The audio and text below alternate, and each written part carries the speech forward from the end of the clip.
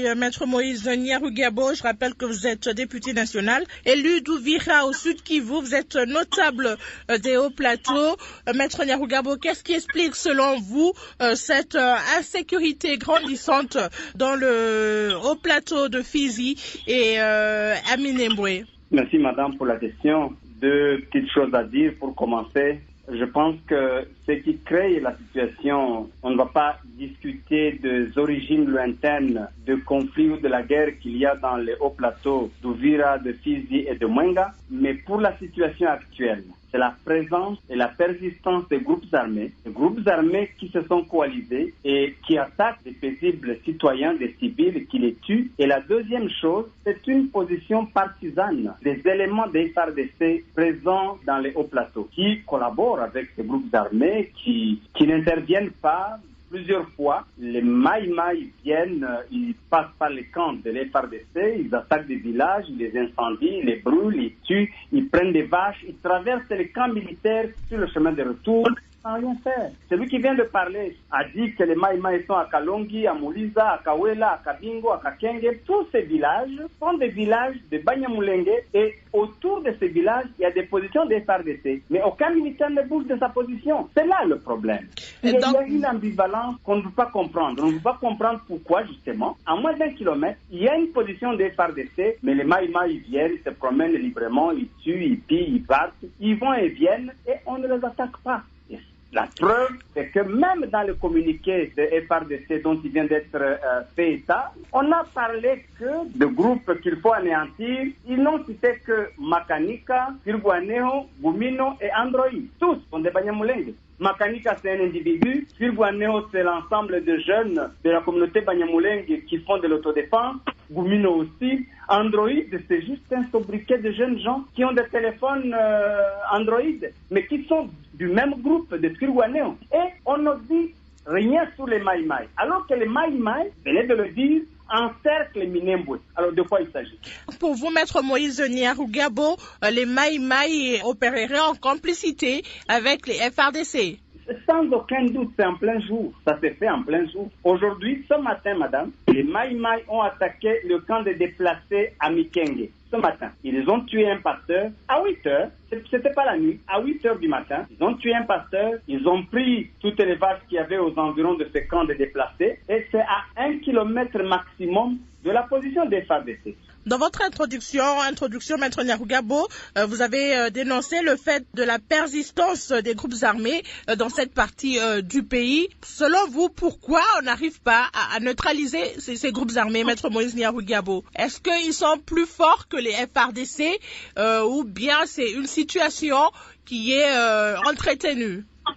Je ne crois pas du tout que les Maï ou tous les autres groupes armés de la province ont une puissance de feu supérieure à celle de l'armée des FARDC. Je ne crois pas. Mais je n'ai jamais vu une opération systématique contre tous ces Maï, tous ces groupes armés. Encore que, même dans le communiqué qui annonce des opérations musclées, quoi qu'il en coûte, c'est ce que dit le communiqué des FARDC, ça ne s'adresse que justement à ce jeune Banyamulenge. Point barre. On ne cite aucun autre groupe sur la centaine de groupes armés qu'il y a dans le Sud Kivu. Alors, pour moi, c'est véritablement entretenu et ces groupes armés-là qui détruisent les hauts plateaux, qui ont brûlé plus de 400 villages, qui ont fait fuir des centaines de milliers de personnes qui sont dans des camps de réfugiés et d'autres dans des camps de déplacés, tous ces Maï, il n'y a aucune opération systématique, aucune attaque. Ils reçoivent des armes et des munitions de quelque part. Maître Moïse, il y a un auditeur qui vous pose cette question. Il s'appelle Blaise Moulira depuis Ouvira.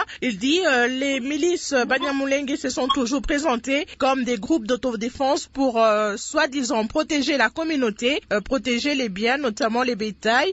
Mais comment se fait-il qu'aujourd'hui elles prennent les FARDC pour cible, et cela après l'arrestation avec preuve à l'appui d'un des leaders de ces milices, Routebuka? Bon fils, n'est-ce pas une guerre que vous déclarez contre l'armée régulière? Non, il se trompe lourdement. La première chose, Si on a arrêté M. Rutebouka avec une arme, d'abord on avait parlé de l'arsenal, mais on a trouvé une arme avec 96 cartouches. C'est ce que j'ai appris. Mais tous ces Maï-Maï, plus de 100 groupes Maï-Maï dans le sud Kivu, ils se battent avec des haricots ou avec des petits pois. Ce ne sont pas des armes et des munitions? Pourquoi on n'en parlait pas? Deuxième élément de réponse. Lorsque le 30 juin, on assassine 4 femmes, dont l'une attendait famille, qui est morte avec son bébé, avec un autre monsieur, Bitwenge. Et le 25, on assassine Nzabinesha à Minembwe Centre, là où il y a en fait le siège de la brigade, tué par des militaires. Aujourd'hui, je viens d'entendre un mensonge et honteux. On dit que ces femmes ont été tuées dans les tirs croisés entre les militaires et les jeunes de Turwanéo. Il n'y a jamais eu un coup de feu ce jour-là. Ils ont été abattus et ces femmes ont été achevées avec des baïonnettes par des militaires. L'armée n'a jamais démenti. Elle a même envoyé des auditeurs pour arrêter ces militaires-là. Aujourd'hui, on veut dire qu'il y avait des tirs croisés. Bon, quand cela, ces militaires qui sont censés protéger la population font ça, on fait quoi? Moïse Nyarugabo, est-ce une façon de justifier l'attaque de ces miliciens contre les FARDC? Donc, je ne justifie rien, mais je veux dire que les exactions que commet l'armée dans les hauts plateaux, particulièrement à Minembwe, c'est des choses inacceptables. Mais ces jeunes gens, je ne suis pas leur porte-parole, mais je ne vois pas pourquoi ils feraient une guerre ni contre le gouvernement, ni contre les institutions. Pour faire quoi? Même pas contre les autres populations, parce que eux ne réclament rien, ils ne contestent personne, ils ne cherchent pas à prendre le village ou les terres de quelqu'un, ils ne veulent pas prendre les richesses de quelqu'un, ils n'ont jamais pris les vaches de quelqu'un. Alors, ils feraient la guerre pourquoi? Justin Bitakwira, vous êtes ministre et député honoraire et président du parti politique Alliance pour la République et la Conscience nationale, ARCN en sigle. Vous êtes notable du Sud Kivu. Comment vous expliquez-vous cette situation dans les hauts plateaux de Fizi, Mwenga, Minembwe, situation sécuritaire devenue très préoccupante? Et je crois que je viens de suivre mon ami honorable Nyarugabo.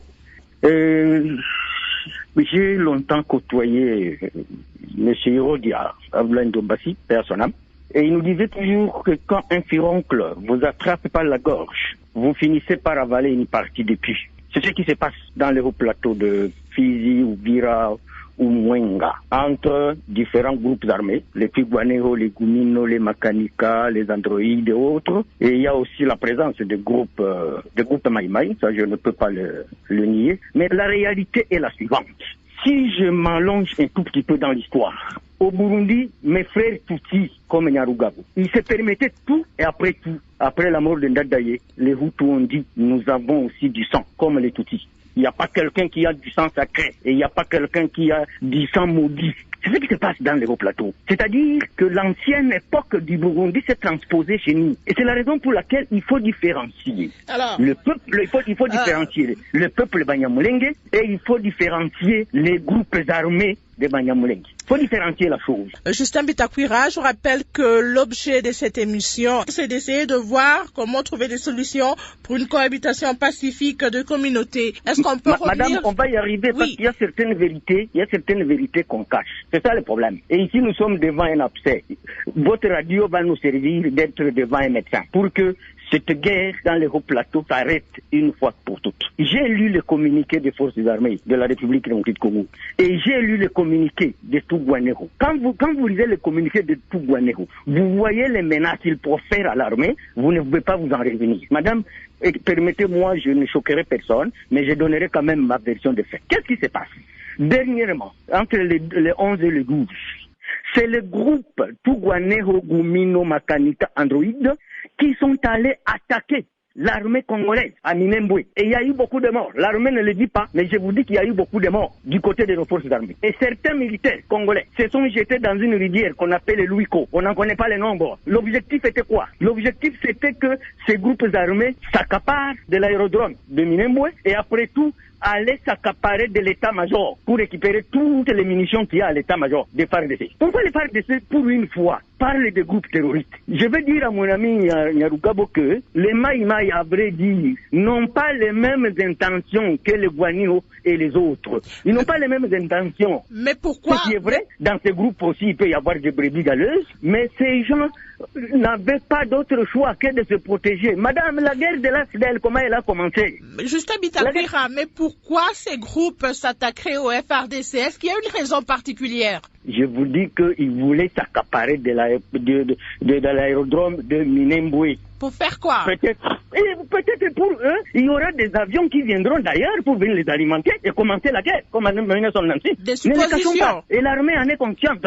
Et c'est comme ça que moi, quand on a décrété l'état de siège dans le Nord Kivu et dans l'Ituri, j'avais demandé qu'il fallait aussi un état de siège dans le Sud Kivu. Même si pas sur toute la province du Sud Kivu, mais dans le sud du Sud Kivu, il fallait qu'on décrète aussi l'état de siège.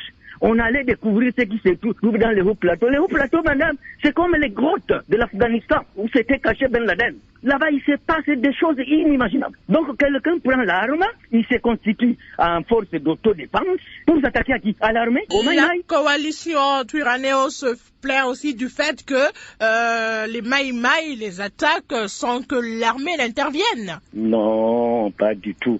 Je vous dis, aujourd'hui, je prends Nyarugabo à témoin. Si Makanika, Twirwaneho, Gumino déposent les armes aujourd'hui, les Maïmaï vont les déposer 10 secondes après. Parce que les Maïmaï n'ont pas d'intérêt à se battre. Mais les Maïmaï sont conscients que c'est comme ça que ça commence comme un petit feu et ça embrase toute la République.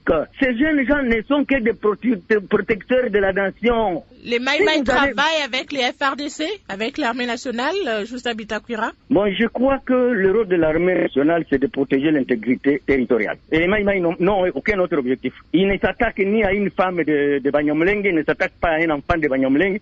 C'est quand les groupes armés vont les attaquer qu'ils se défendent. Nyarugabo le sait bien. Quel est ce groupe qui peut menacer l'armée jusqu'à ce niveau ici, dans les communiqués de Twirwaneho? À quel titre et quelle qualité? Qu'ils déposent les armes demain matin. Le lendemain, les Maïmaï vont en déposer. Et on ne restera qu'avec les phares de terre. Et la paix reviendra. Qu'ils déposent demain matin. Et le jour suivant, les autres vont déposer. Cette situation a trop duré. Il faut finalement trouver une solution pour mettre fin à cela. Justin Bitakwira, quelle solution faut-il envisager pour pacifier de manière durable cette partie du pays? Je crois que si tout le monde est de bonne foi, et qu'il n'y a pas de l'intoxication, parce qu'il y a de ces groupes qui savent qu'ils ont l'oreille de la communauté internationale, confondant que ce pays appartient à la communauté internationale. C'est ça le problème dans notre pays. Qu'on comprenne quelques notabilités dans les deux blocs, dans les deux camps, même autour du président de la République, et que chacun vienne dire qu'il va tout faire pour que ses frères déposent les armes, ne s'attaquent plus à la République, qu'ils ne s'attaquent plus à notre armée. La guerre s'arrête.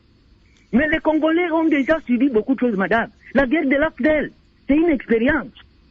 Savez-vous que quand la guerre de l'AFDEL a quitté les hauts plateaux pour descendre dans la plaine, Nyarugabo le sait, ils prenaient ton hôtel, ils écrivent Irafachoué, c'est-à-dire l'hôtel ici est occupé. Il va avec les clés de ton hôtel à Kigali pendant 1 mois. Ton hôtel est fermé. Il faut trouver une solution, Justin Bitakwira. On sait que la MONUSCO a facilité une réunion entre les officiers des FRDC et des notables locaux à Minembwe pour essayer de trouver des pistes, des solutions. Qu'est-ce que ça a donné?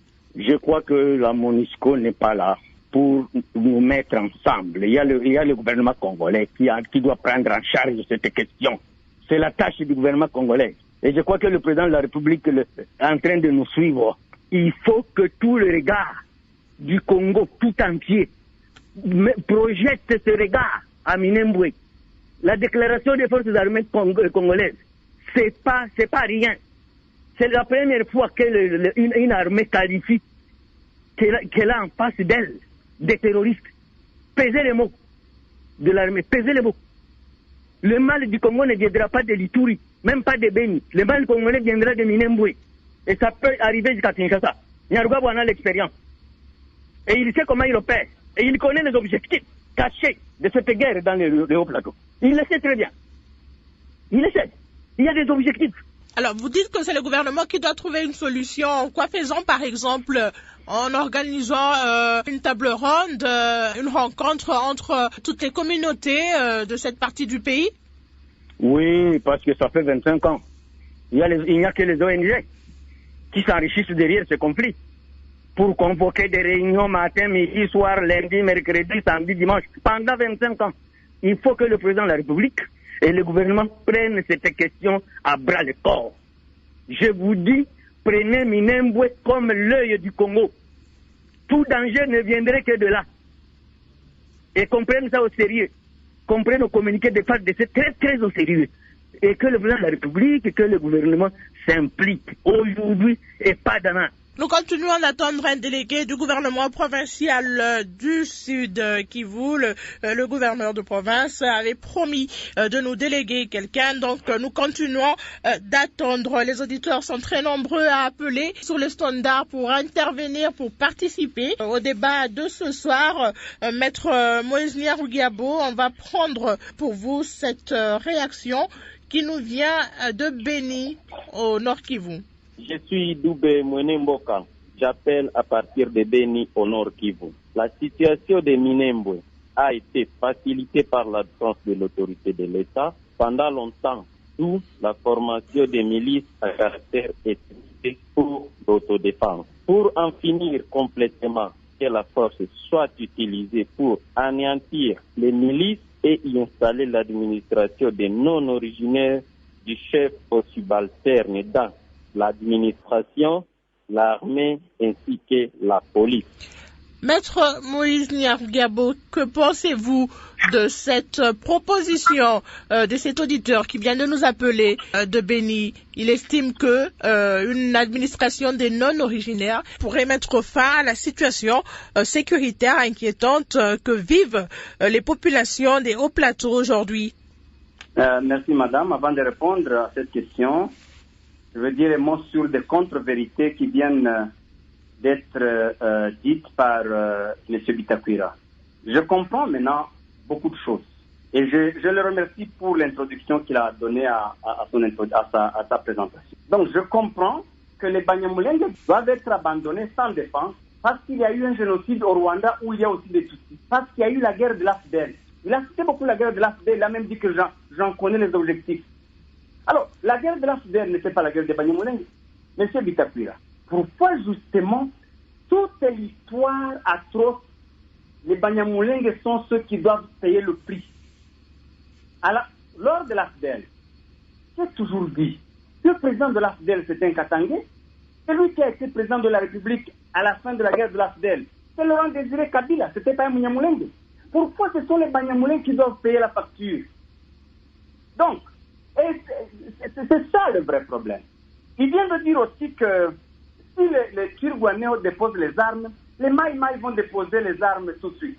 Les Turguanéos datent de quand? Les Turguanéos, c'est un mouvement qui s'est constitué par des jeunes de chaque village lorsque leurs villages ont commencé à être brûlés il y a 4 ans, 5 ans. Mais les Maïmaï, c'est depuis la guerre de Moulélistes, les Maï-Moulélé. Les Maïmaï, il y en a qui ont 10 ans, qui ont 20 ans, qui ont 15 ans. Pourquoi ils n'ont pas déposé les armes? Turguanéo n'existait pas. Alors, arrêtez avec les mensonges. Je voulais simplement dire... Est-ce qu'on peut passer aux solutions? J'ai suivi M. Bitakwira. Il a parlé comme le porte-parole de l'armée, tout ça. Mais il dit que les Maïmaï ne font rien de mal. Je vous dis, ce matin, ils ont tué le pasteur Munyamaoro Amikenge. Ce matin. Au mois de mai ici, ils ont brûlé, ils ont incendié 9 villages de Bijombo. Bijombo, c'est un groupement de notre territoire, et nous deux, avec lui, Ouvira. Oui, Maître Moïse Nyarugabo, est-ce qu'on peut passer aux solutions, s'il vous plaît? J'en viens. Ils ont tué 5 personnes, ils ont pris en otage 21 personnes, dont un homme, et des femmes et des enfants. Des femmes qui allaitent. Personne n'en a parlé, même le gouvernement provincial, l'Assemblée provinciale, même pas condamné, même pas dénoncé. Alors, c'était des Maïmaï. Tous les 400 villages de Banyamulenge qui n'existent plus, qui les a brûlés? Ce sont des Maïmaï. Tous les 400 000 têtes de bétail de Banyamulenge, qui les a emportés, qui les vend dans les marchés publics? Ce sont les Maïmaï. Et aujourd'hui, vous dites que les Maïmaï, c'est des enfants qui protègent la nation? Mais je demande simplement à notre ami de ne plus jamais, justement, sanctionner les Banyamulenge pour ce qui se passe au Burundi ou au Rwanda ou ailleurs. Je ne comprends vraiment pas d'où ça peut venir pour un homme politique de son rang qui connaît l'histoire. Alors, celui qui a parlé de l'absence de l'autorité de l'État, cela a toujours été mon point de vue. il y a absence de l'autorité de l'État. Et même, je dis, l'armée qui est là aujourd'hui à Minembwe ne fait pas le travail de l'armée. On peut tout dire, on peut menacer, on peut vociférer, mais ce que font les militaires dans les hauts plateaux, ce n'est pas ce qu'on attend de l'armée. Et tant qu'il n'y aura pas de sanctions de ce côté-là, c'est toujours les autres qui sont des mauvais, c'est le mouvement d'autodéfense, c'est eux qui sont les mauvais, mais les militaires sont des simples, tout va bien, eh bien, je prie que cela n'arrive pas ailleurs. Parce que ceux qui sont dans les hauts plateaux à Minembwe vivent, je prie que ça n'arrive pas dans les autres parties de la République, particulièrement dans le parti du Sud-Kivu. Parce que c'est inimaginable, c'est invivable. Maître Nyarugabo, cet auditeur... On a toujours demandé des opérations. On l'a demandé depuis longtemps. On a même dit des opérations militaires contre tous les groupes armés. Nous l'avons demandé. Mais cela n'a pas été fait. Et la seule fois où la menace est faite, c'est de manière sélective. Alors cet auditeur demande que l'administration, Maître Nyarugabo, cet auditeur demande qu'on puisse installer une administration des non-originaires. Ça serait la solution au problème. Je ne sais pas si cela va être une solution, mais si tout le monde se met d'accord, moi je n'ai pas d'inconvénient, je n'ai pas de problème en tout cas. On peut aussi essayer, surtout que on pensait régler certains problèmes en créant une certaine proximité des administrés avec les dirigeants.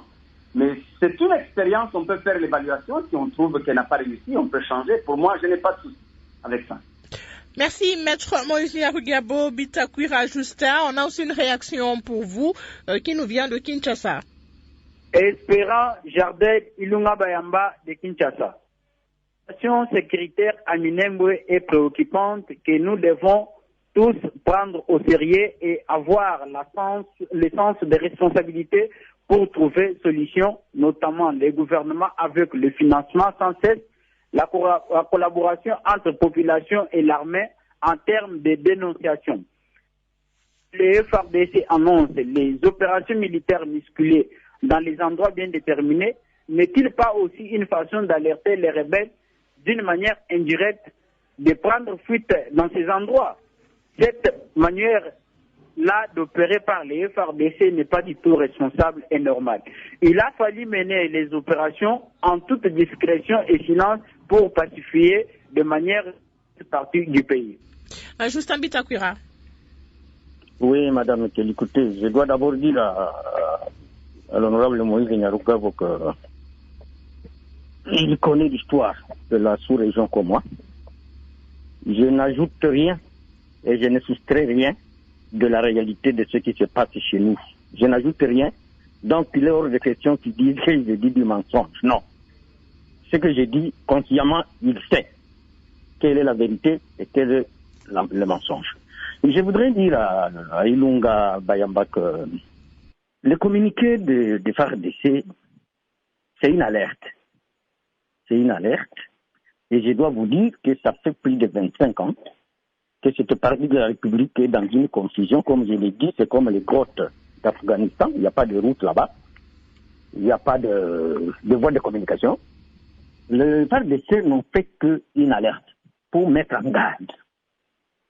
Ce n'est pas à dire qu'il arrête les groupes armés vont fuir. Ils ne fuiront jamais, ils seront toujours là. Et moi, je dois dire ici, pourquoi la communauté de Nyarugabo, il n'y a qu'un où les officiers peuvent déserter l'armée pour aller se cramponner et devenir autodéfense? Non. Non. Et j'insiste que si les groupes armés cités par les FARDC déposent les armes, la guerre se termine. Je l'affirme. Nous avons été dans beaucoup de rencontres des ONG. Selon Maître Moïse Nyarugabo, ces groupes armés n'existent que depuis 4 ans, alors que les Maï qui ont commis beaucoup d'exactions existent pour certains depuis 10 ans, 20 ans. Pourquoi eux ne commenceraient pas par déposer les armes, Justin Bitakwira?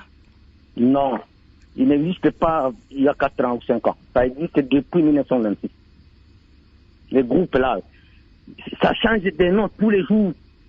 Aujourd'hui, c'est Gumino, demain, c'est Tigwaneho, le lendemain, c'est CNDP, le jour suivant, c'est M23. Ça change de nom tous les jours. Ça dépend des circonstances de temps. Ça dépend des circonstances de temps. Donc, que chacun mette de l'eau dans son bain, que tout le monde dépose les armes, et que la vie continue. Que la vie continue. Nyarugabo me dit qu'il y a 400 villages de Banyamulenge. Ces villages viennent d'où? Il y a vraiment des villages dans les hauts plateaux qui sont spécifiquement seulement de Banyamulenge. C'est quel village ça? Et savez-vous même quand même, à un certain moment, on change même les noms de nos villages. On change même les noms de nos villages. Kitoga devient Gitoga. Kitembe devient Gitembe. Comme Katumba est devenu Katumba. Non! Justin Bitakwira, vous proposez que le gouvernement prenne au sérieux la situation des Minembwe. Vous demandez même que le chef de l'État puisse s'impliquer personnellement. Alors, il y a un auditeur qui propose qu'on installe une administration de non-originaires. Est-ce que ça pourrait être une solution? Moi, depuis très longtemps, j'avais proposé que Minembwe devienne une base militaire. Même Kitona peut se déplacer et aller s'installer à Minembwe. Tout le monde vivra en paix. Que ça devienne une base militaire. C'est pas la première fois que je le dis. Tout le monde vivra en paix. Parce que Kitona est inadapté maintenant. Kamina est inadapté. Il faut qu'on contextualise les choses. Mettons une base militaire à Minembwe. Il n'y aura plus, parce qu'il y a des villages environnants à Kitona. Il y a des villages environnants à Kamina. Mettons la base militaire à Minembwe.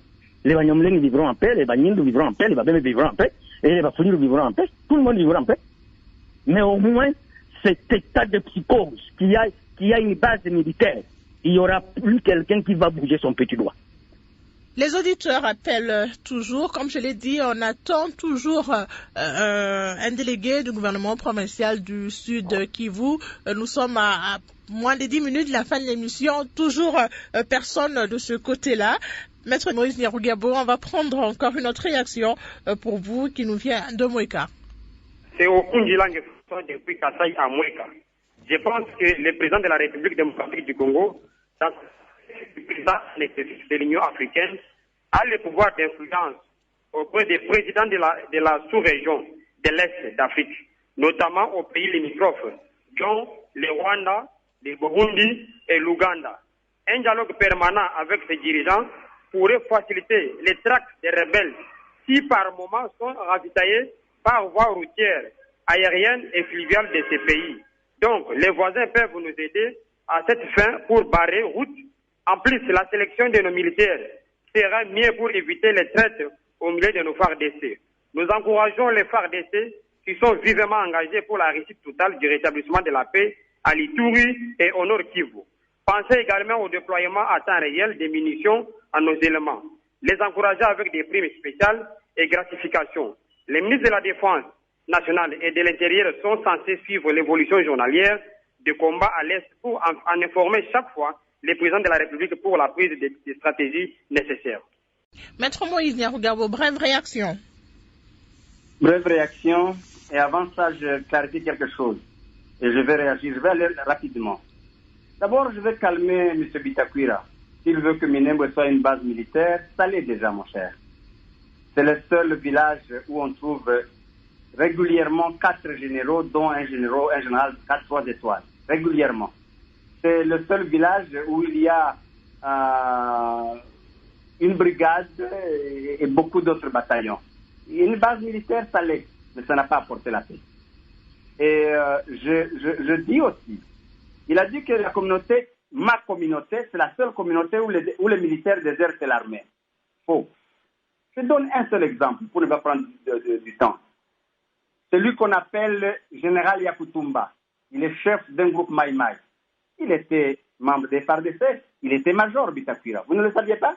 Je vous informe. Et d'autres. Je peux vous donner la liste. Alors, une autre confusion. Il dit que Tirguanéo change de nom, tantôt Tirguanéo, tantôt Gumino, tantôt CNDP, tantôt M23. Confusion. Tirguanéo, c'est des jeunes Banyamulenge au sud Kivu. M23, c'était au nord Kivu. CNDP, c'était au nord Kivu. Donc, son problème, c'est que CNDP et M23 était dirigé par des officiers Tutsis. Son problème, c'est toujours les Tutsis. C'est ça. Je le comprends.